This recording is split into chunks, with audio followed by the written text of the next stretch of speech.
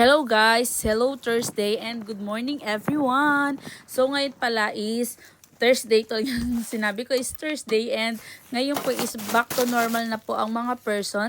Tapos na ang mahabang bakasyon, tapos na ang Golden Week. So ayan, nag-i-start na naman tayo ng panibago and ang ganda-ganda ng ating panahon ngayon, ng ating weather. Dahil maaraw ngayon. And ayan, pagtas ko pala guys, nagtapon muna pala ako ng basura. Tapos nagbukas din ako ng aming mga bintana. Pagkatapos nun is, piniprayer ko na yung mga dadalhin ni Ayato. Yung kanyang toothbrush, chopstick, yung mga kanyang ushiburi. Siyempre yung kanyang susuotin na sando, underwear, medyas, yung kanyang red hat. Siyempre itong pang PE guys, hindi yan pwede makalimutan yung kanyang tesage. And dyan nilalagay yung pang PE niya bukod yung sa tesage. At ang kanyang indoor shoes or uwabaki. Kaya hindi din niya pwede kalimutan. And ngayon ko lang din siya hinahanda guys kasi pinalansya pa yung kagabi yung kanyang PE uniform.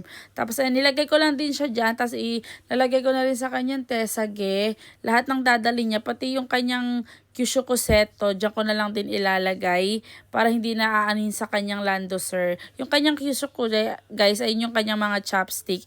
Tapos ito na rin yung kanyang lando sir. Lahat yan na-check ko na kagabi. Yung kanyang mga assignment, lahat. Yung kanyang mga dadalhin. Tapos ito lang kanyang outfit for today. Dahil mainit na po ngayon, hindi na malamig.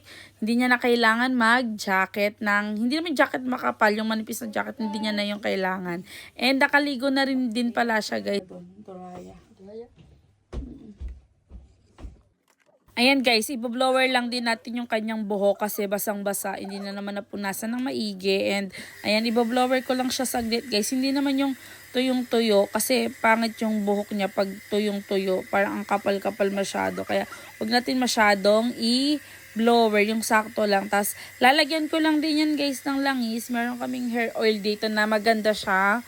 Pwede yun sa bata yung hair oil na yun. Kaya ayun, ipapagamit ko yun sa kanya pagkatapos kong i-blower para hanggang maghapon maganda yung hair niya. Kaya tuwing bubloweran ko, tsaka susuklayan, kala mo nasasaktan eh. Pero hindi guys, ganyan lang talaga mukha niya tuwing susuklayan talaga siya. Kanina pagising niya ni Ayato, sabi niya, ate, pasok ka na, tapos na yung bakasyon. Ano ba dadaling ko ngayon? Ano bang gagawin ko? Ewan ko, di ko alam, wala ka namang schedule eh. Excited yan pumasok guys kasi makikita na naman niya ang kanyang mga friendship. May mga kalaro na naman siya. Kasi nga pag nandito lang sa bahay, wala siyang kalaro. Buti nga nung kahapon, tsaka nung isang araw, dumating pala yung kaibigan niya. Pumunta ulit dito kahapon yan. Naglaro na naman sila maghapon hanggang 5:30 naglaro sila. Kasi dito guys, pag 5:30, kailangan umuwi na yung mga bata. Bawal magpalagpas ng gabi. Pero nakaraan na late umuwi yung kaibigan niya, kaya nanay nag-text na.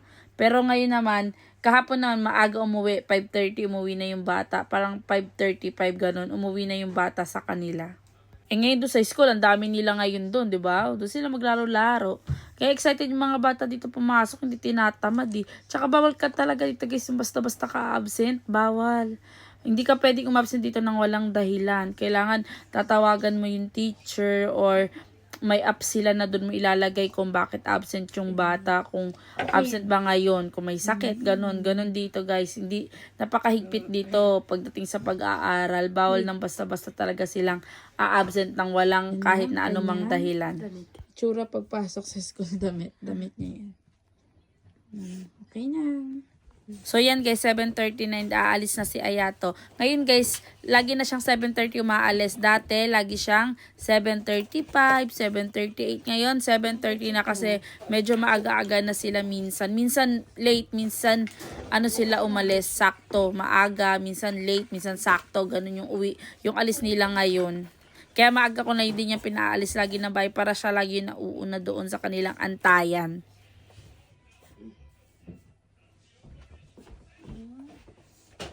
Let's go na.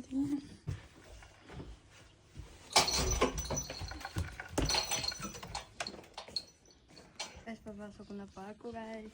Bye bye. See you. Maganda panahon ngayon. Bye bye na.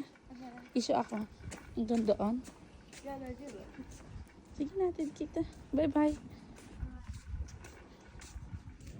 Wala ka pang kasama? Di na kita hatid? Di na kita hatid? Bye bye B. Baby bye bye. So yan guys, nakaalis na si Ayato and hanggang dito na lang po ang ating video.